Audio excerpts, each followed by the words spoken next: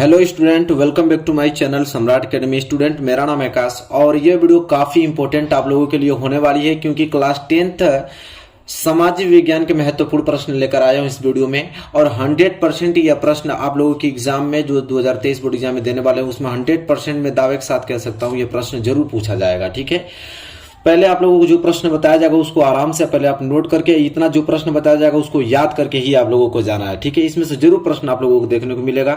और बहुविकल्पीय प्रश्न, अति लघुत्तरीय प्रश्न, लघुत्तरीय एंड दीर्घोत्तरीय सभी प्रश्न मैं लेकर आया हूं इस वीडियो में। तो वीडियो बहुत ही काफी इंपॉर्टेंट बनी है आप लोगों के लिए यह, तो इसे आप लोग जरूर डाउनलोड कर लीजिए और पूरा जितना क्वेश्चन बताया जा रहा है सारे क्वेश्चन नोट कर लीजिए। चलिए वीडियो स्टार्ट करते हैं और पहला प्रश्न स्टार्ट करते हैं यहाँ पे कि राष्ट्रवाद का प्रारंभ जिस देश से हुआ वह है। कह रहा है कि राष्ट्रवाद किस देश से प्रारंभ हुआ, कौन सा देश है? जर्मनी, इटली की, फ्रांस की, इंग्लैंड? बताए। Very very most important question है, हर साल एग्जाम में प्रश्न आता। अभी 2023 के बहुत सारे शिफ्ट में एक क्वेश्चन आया था। तो राष्ट्रवाद का प्रारंभ जिस देश से हुआ है तो आपका फ्रांस है। क्या है? फ्रांस। राष्ट्रवाद कहां से प्रारंभ हुआ? फ्रांस से। चलिए दूसरे प्रश्न की तरफ। दूसरा प्रश्न इंपॉर्टेंट प्रश्न है कि फ्रांस में गणतंत्र की घोषणा कब हुई? कह रहा है कि फ्रांस में गणतंत्र की घोषणा कब हुई थी? 1815 में, कि 1830, कि 1840, कि 1850? चार ऑप्शन दिया हुआ है, बताना है आप लोगों को कि फ्रांस में गणतंत्र की घोषणा कब हुई। तो 1815 ईस्वी में। बता दूं आप लोगों को 1815 ईस्वी में। बहुत ज्यादा आईएमपी प्रश्न है। ठीक है, जितने भी प्रश्न मैं यहाँ पे डिस्कस करूंगा सारे प्रश्न को अच्छे तरीके से रीड कर लेना आप लोगों को। तीसरे प्रश्न की बात करें तो तीसरा प्रश्न यह है कि महात्मा गांधी अफ्रीका से भारत कब लौटे? कह रहा है कि महात्मा गांधी अफ्रीका से भारत कब लौटे थे, किस वर्ष लौटे थे? वर्ष 1915 में, वर्ष 1916 में, वर्ष 1918 में, वर्ष 1920 में? तो चलिए जानते हैं कि महात्मा गांधी अफ्रीका से कब लौटे थे। ठीक है, तो 1915, सन 1915 में। ठीक है, 1915 में दक्षिण अफ्रीका से गांधी जी भारत वापस आए थे। चलिए प्रश्न बहुत ज्यादा इंपॉर्टेंट है। अब इंपॉर्टेंट यहाँ लिखना जरूर नहीं है क्योंकि सारे इंपॉर्टेंट है। ठीक है, इसको जरूर आप लोग अच्छे तरीके से याद कर लीजिएगा। अगर नंबर अच्छा लाना चाहते हैं तो जो मैं बता रहा हूँ आप उसको जरूर से गौर से सुनिए और याद होना चाहिए आप लोगों को। अगला प्रश्न कि सविनय अवज्ञा आंदोलन कब चलाया गया? 1920, 1927, कि 1930, कि 1935? हमसे पूछा है कि सविनय अवज्ञा आंदोलन, तो सविनय अवज्ञा आंदोलन कब चलाया गया? तो यहाँ पे चार ऑप्शन दिया हुआ है, आप लोगों को सन बताना है किस सन में चलाया गया। तो 1930 ईस्वी में। बता दूं आप लोगों को इसका राइट आंसर होगा सी, 1930 ईस्वी में सविनय अवज्ञा आंदोलन चलाया गया। अगला प्रश्न बहुत ज्यादा इंपॉर्टेंट है। क्या है प्रश्न कि करो या मरो का नारा किसका था? आपको बताना है कि करो या मरो का नारा किसका था, कौन दिया था? सुभाष चंद्र बोस, कि चंद्रशेखर आजाद, की भगत सिंह, की महात्मा गांधी? तो चलिए देखते हैं इन चार ऑप्शन में से कौन सा ऑप्शन सही होगा कि करो या मरो का नारा किसका था। बहुत ज्यादा इंपॉर्टेंट प्रश्न है। तो महात्मा गांधी। ठीक है, महात्मा गांधी का नारा था करो या मरो। चलिए प्रश्न नंबर 5वां था। आई होप आप लोगों को अच्छे तरीके से क्लियर हो गया होगा। आगे हम बात करें तो प्रश्न नंबर 6। प्रश्न नंबर 6 है कि महामंदी का प्रारंभ किस वर्ष हुआ? कह रहा है कि महामंदी का प्रारंभ किस वर्ष हुआ था? 1919, कि 1924, कि 1929, कि 1934 ईस्वी? चलिए बताइए कि महामंदी का प्रारंभ किस वर्ष हुआ था। तो मैं आपको बता दूं इसका राइट आंसर होगा ऑप्शन नंबर सी, 1929। महामंदी किस वर्ष प्रारंभ हुई? तो 1929। तो क्वेश्चन नंबर 6 का option number C right answer हो जाएगा। अगला प्रश्न बहुत महत्वपूर्ण है, प्रश्न नंबर 7वां कि लाल पीली मिट्टी पाई जाती है। कह रहा है लाल पीली मिट्टी पाई जाती है दक्कन के पठार में, कि मालवा प्रदेश में, कि ब्रह्मपुत्र घाटी में, कि थार रेगिस्तान में? चलिए बताइए कि लाल मिट्टी, जो लाल पीली मिट्टी होती है कहाँ पाई जाती है? तो मैं बताऊं आप लोगों को मालवा प्रदेश में पाई जाती है। कहाँ पे? मालवा प्रदेश में। ऑप्शन बी इस क्वेश्चन का राइट आंसर हो जाएगा। आगे हम बात करें तो अगला प्रश्न नंबर 8वां। प्रश्न नंबर 8वां यह है कि भूमि एक डॉट डॉट संसाधन है। कह रहा है कि भूमि कैसा संसाधन है? प्राकृतिक संसाधन है, कि मानव निर्मित संसाधन है, कि सौर ऊर्जा से निर्मित संसाधन है, कि इनमें से कोई नहीं? वेरी मोस्ट इंपोर्टेंट, अभी 2022 में क्वेश्चन ने पूछा था कि भूमि एक कैसा संसाधन है? सबको मालूम है कि प्राकृतिक एक संसाधन है। ठीक है, तो भूमि एक प्राकृतिक संसाधन है। और यह प्रश्न नंबर 8वां था। आई होप क्लियर हो गया होगा आप लोगों को। अब इसके हम बात करें आगे तो मैं इसको हटाता हूं, प्रश्न नंबर 9 से देखते हैं। ठीक है, यह हट गया। चलिए देखिए, आराम से सारे क्वेश्चन का आंसर आप लोगों को देना है। प्रश्न नंबर 8वां देखिए, प्रश्न 8वां क्लियर हो गया था ना 9 कि सुंदरवन राष्ट्रीय पार्क किस राज्य में स्थित है? बताइए सुंदरवन राष्ट्रीय पार्क किस राज्य में स्थित है? असम में, पश्चिम बंगाल में कि उड़ीसा में कि मध्य प्रदेश में? Very very most important question है। ठीक है, क्वेश्चन नंबर 9। चलिए बताइए, सुंदरवन राष्ट्रीय पार्क किस राज्य में स्थित है? तो किस राज्य में स्थित है? तो 9 को हो जाएगा आपका भी पश्चिम बंगाल में। कहाँ पे? पश्चिम बंगाल में स्थित है सुंदरवन राष्ट्रीय पार्क। ठीक है, चलिए आगे हम बात करें।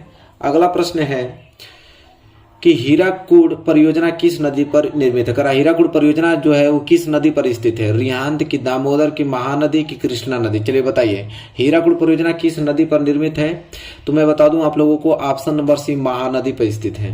तो देखिए 10 बहुविकल्पीय प्रश्न हमने डिस्कस किया। ठीक है, और 10 बहुत ही ज्यादा इंपॉर्टेंट है। अगर 10 क्लियर कर लेते हैं तो इससे बाहर प्रश्न बहुविकल्पीय नहीं जाने वाला है, आराम से क्वेश्चन करके आएंगे।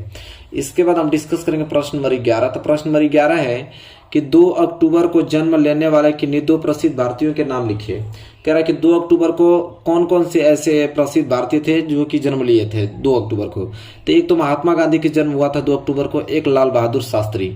तो महात्मा गांधी और लाल बहादुर शास्त्री दोनों लोगों का जो जन्म हुआ था वो 2 अक्टूबर के हुआ था। ठीक है, तो क्लियर हो गया होगा आप लोगों को। अगला प्रश्न है कि पुनः चक्रीय प्राकृतिक संसाधन किन्हें कहते हैं? कह रहा है कि पुनः चक्रीय प्राकृतिक संसाधन किन्हें कहते हैं? कोई 2 उदाहरण दीजिए। देखिए पुनः चक्रीय जो संसाधन है उसको हम एक नाम से और जानते हैं, नवीकरण योग्य संसाधन। तो पुनः चक्रीय प्राकृतिक संसाधन किन्हें कहते हैं? कोई 2 उदाहरण पूछा है तो लिखेंगे हम लोग कि वे संसाधन जिन्हें भौतिक, रासायनिक या यांत्रिक प्रक्रियाओं द्वारा नवीकृत या पुनः उत्पन्न किया जा सकता है उन्हें नवीकरण योग्य या पुनः चक्रीय प्राकृतिक संसाधन कहा जाता है। कह रहा है कि वे संसाधन जिन्हें देखिए भौतिक द्वारा या रासायनिक या कोई अन्य यांत्रिक प्रक्रियाओं द्वारा उसे पुनः उत्पन्न किया जा सकता है उन्हें हम नवीकरण योग्य या पुनः चक्रीय प्राकृतिक संसाधन कहते हैं। ठीक है, तो ये प्रश्न बहुत ज्यादा इंपॉर्टेंट है और एग्जाम में हमेशा पूछा जाता है यह प्रश्न, तो इसे आप लोगों को याद कर लेना है।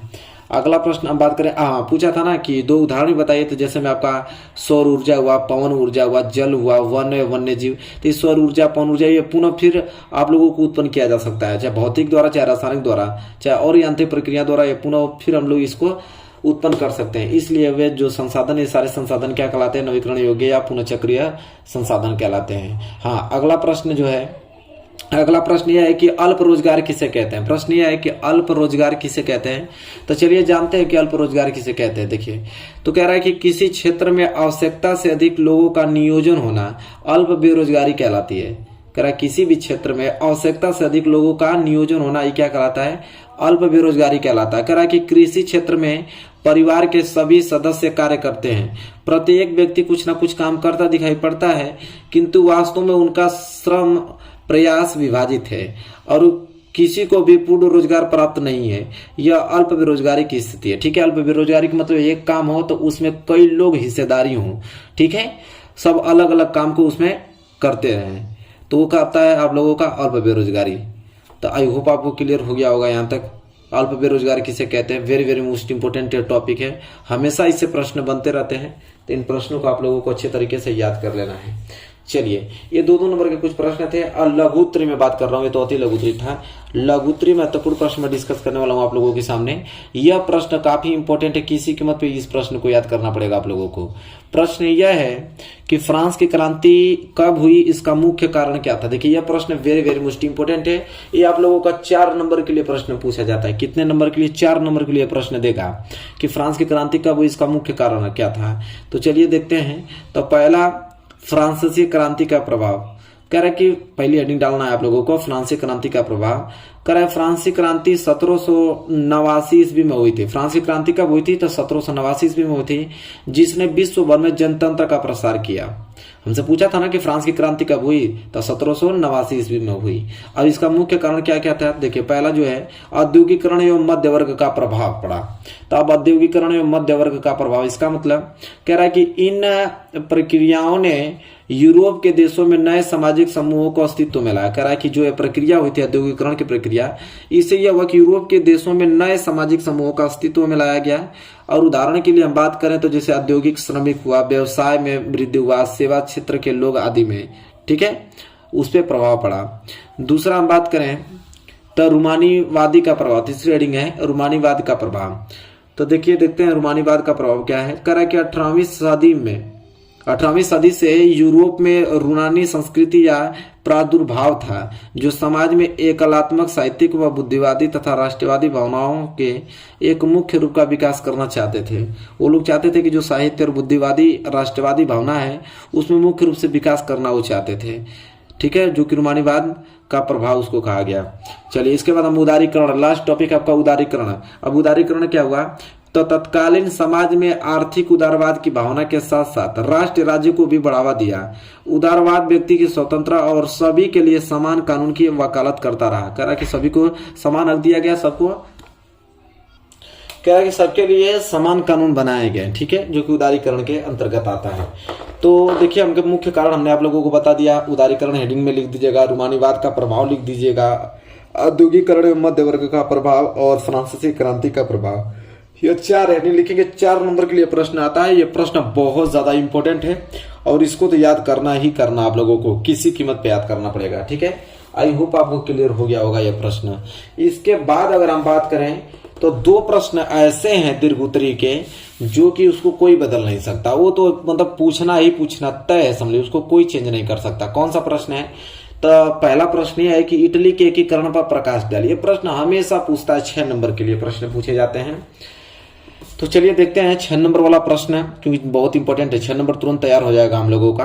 कह रहा है कि इटली के एकीकरण पर प्रकाश डालिए। कह रहा है कि 19वीं शताब्दी में इटली के एकीकरण की प्रक्रिया प्रारंभ हुई जो निम्न प्रकार थी। कह रहा कि 19वीं शताब्दी से इटली के एकीकरण की प्रक्रिया प्रारंभ हुई थी। किस किस प्रकार प्रारंभ हुई थी देखते हैं। जो निम्न प्रकार थी क्या क्या, तो पहला पॉइंट लिखेंगे हम लोग इसमें कि इस समय इटली अनेक वंशानुगत राज्य व बहुराष्ट्रीय हैब्सबर्ग समाज में बिखरा हुआ था। कह रहा था कि उस समय इटली जो था ना वह अनेक वंशानुगत राज्य और बहुराष्ट्रीय हैब्सबर्ग समाज में क्या हुआ था, बिखरा हुआ था।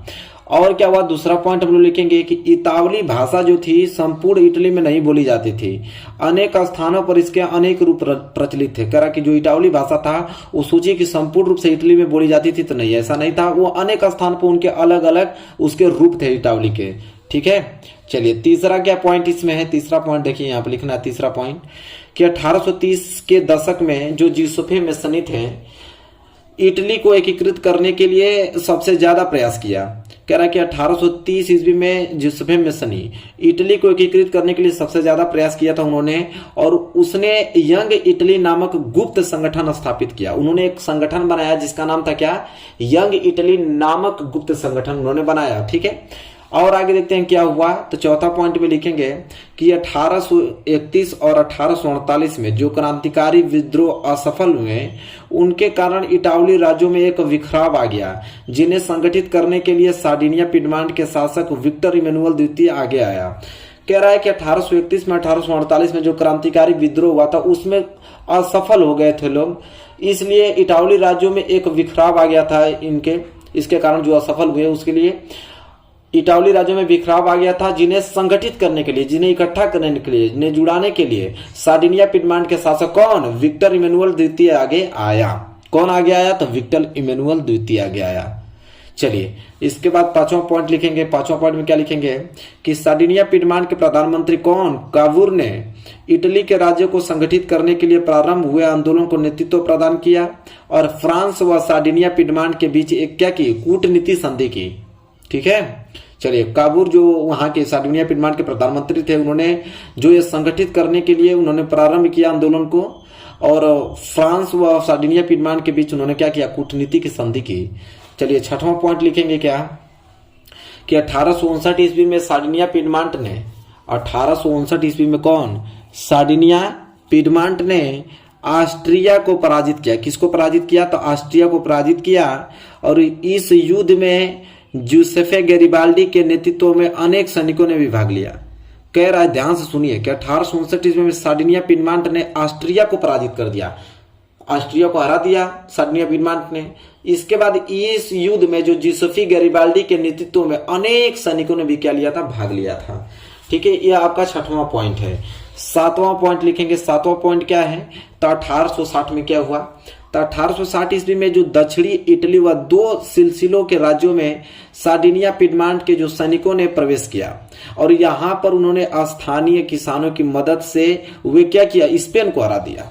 उसने स्पेन को हरा दिया 1860 ईस्वी में। ठीक है, इसके बाद लास्ट पॉइंट आप लोगों को लिखना है, और वो पॉइंट है कि 1861 में विक्टर इमैनुअल द्वितीय को एकीकृत इटली की राजा घोषित किया गया, और 1870 में यह एकीकरण पूर्ण हुआ। कब हुआ? तो 1870 में जाके इटली का एकीकरण पूरा हुआ, और 1861 में किसको? विक्टर इमैनुअल द्वितीय को एकीकृत इटली का राजा घोषित किया गया था। तो ये सारी चीजें हमने पॉइंट टू पॉइंट वाइज देखिए, जब भी दीर्घोत्तरीय प्रश्न है ना तो उसको पॉइंट से लिखेंगे, फैक्ट चीज ना तो पूरा का पूरा नंबर मिलेगा। तो देखिए मैंने पॉइंट बना बना के जो फैक्चुअल चीज थी, जो इंपॉर्टेंट था, वही हमने हेडिंग बना बना के लिखा है। इससे एग्जामिनर बहुत प्रभावित होगा, पूरा का पूरा आपको नंबर दे देगा। इसके बाद बात करें तो इटली के एकीकरण था, ये वाला प्रश्न एकदम पूछिए मत। ये दोनों ने मैं बताया हूं कि दोनों प्रश्न ऐसे हैं कि इसको कोई टाल नहीं सकता, इन दोनों प्रश्नों को। ये दोनों प्रश्न महत्वपूर्ण है। कौन प्रश्न है? दूसरा है कि जर्मनी का एकीकरण कब और कैसे हुआ। देखिए वेरी वेरी मोस्ट इंपोर्टेंट ये टॉपिक है कि जर्मनी का एकीकरण कब और कैसे हुआ। चलिए उसको देखते हैं। तो देखिए उत्तर में हम लोग लिखेंगे कि राष्ट्रवादी भावनाएं मध्यम वर्गीय जर्मन लोगों में काफी व्याप्त थी। करा कि जो राष्ट्रवादी की भावना था वो जो मध्यम लोग थे, मध्यम जर्मन के लोग थे, उनमें काफी व्याप्त थी। उन्होंने 1839 में जो जर्मन महासंघ के विभिन्न इलाकों को जोड़कर एक निर्वाचित संसद द्वारा शासित राष्ट्र राज्य बनाने का प्रयास किया था।